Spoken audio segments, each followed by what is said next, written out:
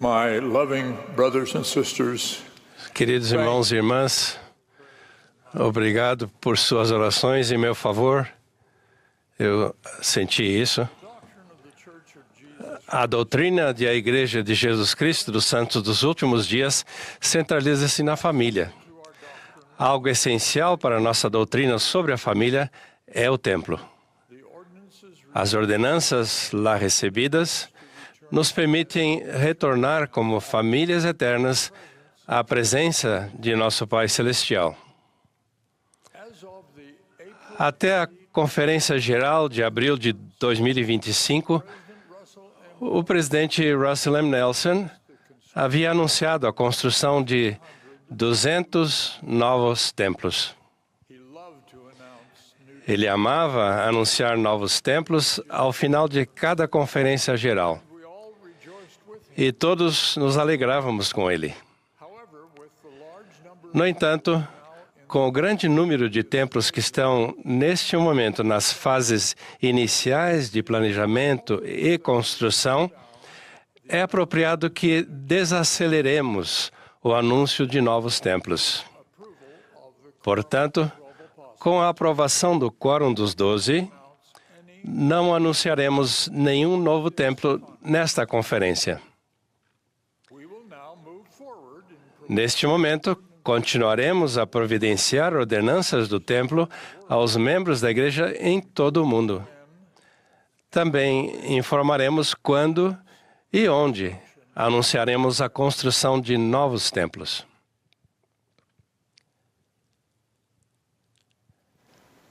the portion of my talk Essa parte de meu discurso nesta tarde foi escrita após o falecimento de nosso amado presidente Russell M. Nelson. O que será dito em seguida foi escrito e aprovado semanas antes, mas ainda representa meus ensinamentos, os quais foram inspirados pelo Senhor. A proclamação sobre a família, anunciada há exatamente 30 anos, declara que a família foi ordenada por Deus e que ela é essencial ao plano do Criador para o destino eterno de seus filhos. Também declara que o mandamento dado por Deus a seus filhos de multiplicarem-se e encherem a terra continua em vigor.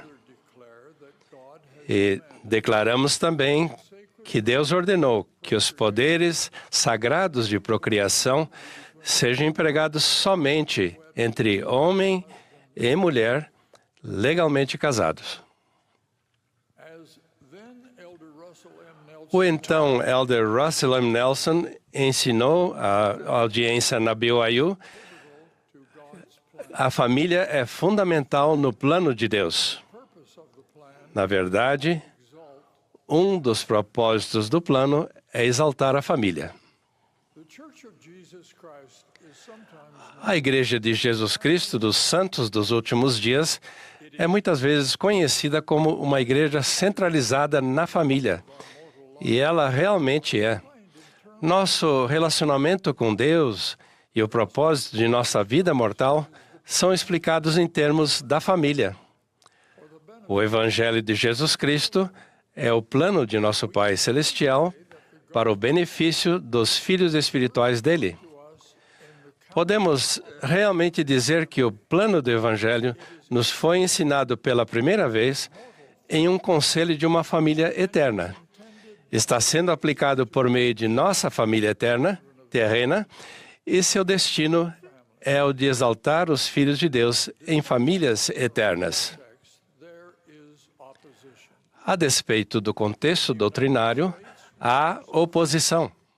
Nos Estados Unidos, estamos sofrendo uma deterioração do casamento e da geração de filhos. Por quase 100 anos, a proporção de famílias lideradas por marido e mulher casados entre si vem diminuindo, assim como a taxa de natalidade. O número de casamentos e a taxa de natalidade entre os membros de nossa igreja são bem mais positivos. No entanto, também diminuíram significativamente. É fundamental que os santos dos últimos dias não percam sua compreensão do propósito do casamento e da importância dos filhos. Esse é o futuro o qual nos esforçamos por alcançar.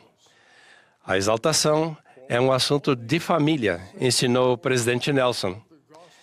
E somente por meio das ordenanças de salvação do Evangelho de Jesus Cristo é que as famílias podem ser exaltadas. A queda no número de casamentos e de filhos no país é compreensível por motivos históricos, mas os valores e as práticas dos santos dos últimos dias devem melhorar essas tendências e não segui-las. Em minha juventude, há 70 anos, eu morava na fazenda de meus avós, em um ambiente no qual tudo o que acontecia durante o dia estava sob a direção da família. Não havia televisão, nem outros dispositivos eletrônicos para nos distrair das atividades da família. Em contraste, na sociedade urbana atual, poucos membros vivenciam atividades centralizadas na família de modo consistente. A vida urbana e o transporte moderno, a indústria do entretenimento e a comunicação de alta velocidade contribuíram para que os jovens tratem o lar como uma pousada, onde eles dormem e fazem refeições ocasionais, mas em que há bem menos orientação dos pais em relação às suas atividades. A influência dos pais também foi diluída pelo modo como a maioria dos membros atuais da igreja ganham seu sustento. No passado, uma das grandes influências que unia a família era a experiência conjunta do esforço para alcançar uma meta em comum, tal como domar a natureza ou prover o sustento. A família era organizada e conduzida como uma unidade de produção econômica. Hoje, a maioria das famílias é uma unidade de consumo econômico, que não exige um nível elevado de organização e cooperação familiares. Embora a influência dos pais tenha diminuído, os santos dos últimos dias ainda têm a responsabilidade atribuída por Deus de ensinar os filhos a se preparar para nosso destino familiar na eternidade. Muitos de nós precisam agir desse modo, uma vez que nem todas as famílias da igreja são tradicionais.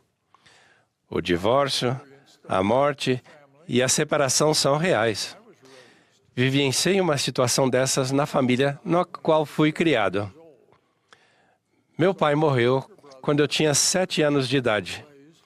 Por esse motivo, meu irmão e minha irmã mais novos e eu fomos criados por uma mãe viúva.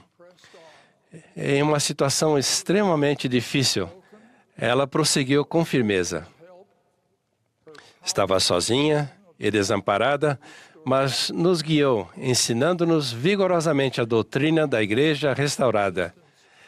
Ela orava incessantemente, pedindo ajuda celestial ao criar os filhos, e foi abençoada.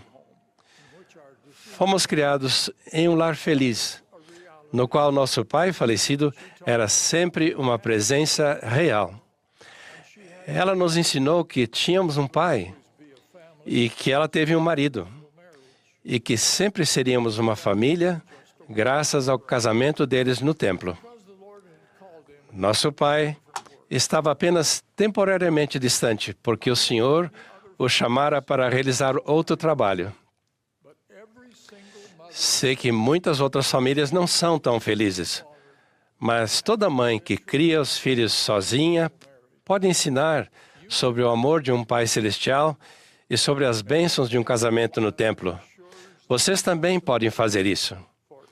O plano do Pai Celestial garante essa possibilidade para todos. Somos todos gratos pelo casamento no templo e pelas bênçãos futuras de sermos selados como família eterna.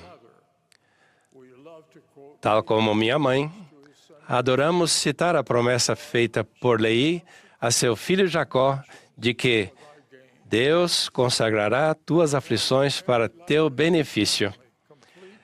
Essa promessa se aplica a toda a família de santos dos últimos dias, completa ou atualmente incompleta. Somos uma igreja familiar. Nossa família e nossa crença em famílias eternas nos fortalecem e nos unem. Jamais me esquecerei da promessa feita por meu avô materno, quando éramos crianças e morávamos em sua fazenda perto de Payson, Utah. Ele me deu a trágica notícia de que meu pai havia falecido na distante cidade de Denver, Colorado. Corri para o meu quarto e me ajoelhei ao lado da cama, em prantos. Meu avô me seguiu e se ajoelhou ao meu lado e disse: eu serei seu pai. Essa terna promessa é um vigoroso exemplo do que os avós podem fazer para preencher o vazio quando a família perde um ente querido ou está incompleta. O pai e a mãe, sejam casados ou solteiros, e outras pessoas, tais como os avós que cumprem esse papel para os filhos, são professores exemplares. Seu ensino mais eficaz é o exemplo. O círculo familiar é o local ideal para se demonstrar e aprender valores eternos, tais como a importância do casamento e dos filhos, o propósito da vida e a verdadeira fonte da felicidade. Também é o melhor lugar para aprender outras lições essenciais da vida, tais como a bondade, o perdão, o autocontrole e o valor da formação educacional e do trabalho honesto. Evidentemente, muitos membros da igreja têm familiares queridos que não aceitam os valores e expectativas do Evangelho. Esses familiares precisam de nosso amor e de nossa paciência. Ao se relacionarem uns com os outros, devemos lembrar que a perfeição que buscamos não se limita às circunstâncias estressantes da mortalidade. O grande ensinamento de Doutrina e Convênios, a seção 138, versículos 57 a 59, nos garante que o arrependimento e o crescimento espiritual podem continuar no mundo espiritual após a mortalidade. E, mais importante, ao nos unirmos em família para nos fortalecermos mutuamente, devemos todos lembrar que os pecados e as falhas inevitáveis que vivenciamos na mortalidade podem ser perdoados por meio do arrependimento, graças à gloriosa e salvadora expiação de Jesus Cristo. Nosso Salvador Jesus Cristo é nosso maior exemplo. Seremos abençoados se moldarmos nossa vida segundo seus ensinamentos e sacrifício pessoal. O melhor remédio para o egoísmo e o individualismo de hoje parecem tão comuns. É seguirmos a Cristo e doar-nos a serviço do próximo. Os pais e as mães também têm o dever de transmitir aos filhos um conhecimento prático, além dos princípios do Evangelho. As famílias se unem quando fazem coisas significativas juntas. Uma horta familiar edifica o relacionamento da família. A vivência de momentos felizes fortalece os laços familiares. Acampamentos, atividades esportivas e outras atividades recreativas são coisas especialmente valiosas para unir a família. As famílias devem organizar reuniões de família para se lembrarem dos antepassados, e isso conduz ao templo. Os pais devem ensinar os filhos nas aptidões básicas da vida, inclusive no trabalho de jardinagem e doméstico. O aprendizado de outros idiomas é uma preparação útil para o serviço missionário e para a vida moderna. Os pais, avós ou outros parentes podem fazer o papel de professores dessas matérias. As famílias prosperam quando aprendem em grupo e se reúnem em conselho, abordando todos os assuntos que digam respeito a ela e a seus integrantes. Alguns podem dizer, mas não temos tempo para nada disso. Para encontrar tempo de fazer o que realmente vale a pena, muitos pais descobrirão que vão conseguir ligar a família ao desligar toda a tecnologia. E vocês, pais e mães, lembrem-se, o que seus filhos realmente querem no jantar é ter um tempo com vocês. Grandes bênçãos advêm às famílias se todos orarem juntos, ajoelhando-se à noite e pela manhã para agradecer pelas bênçãos e fazer pedidos relacionados a problemas comuns a todos. As famílias também são abençoadas ao adorarem juntas nas reuniões da igreja e em outras ocasiões devocionais. Os laços familiares também são fortalecidos por histórias da família, pela criação de tradições familiares e pelo compartilhamento de experiências sagradas. O presidente Spencer W. Kimball nos lembrou de que histórias inspiradoras da nossa própria vida ou de nossos antepassados são poderosos instrumentos de ensino. Geralmente, elas são a melhor fonte de inspiração para nós e para nossa posteridade. Presto testemunho do Senhor Jesus Cristo, que é o Filho unigênito de Deus, nosso Pai eterno. Ele nos convida a seguir o caminho do convênio, que nos leva a uma reunião com a família celeste. Os poderes seladores do sacerdócio, dirigidos pelas chaves restauradas no Templo de Kirtland, unem as famílias por toda a eternidade. Elas estão sendo exercidas atualmente em um crescente número de templos do Senhor espalhados por todo o mundo. Isso é real. Que todos façamos parte disso é minha oração. Em nome de Jesus Cristo. Amém.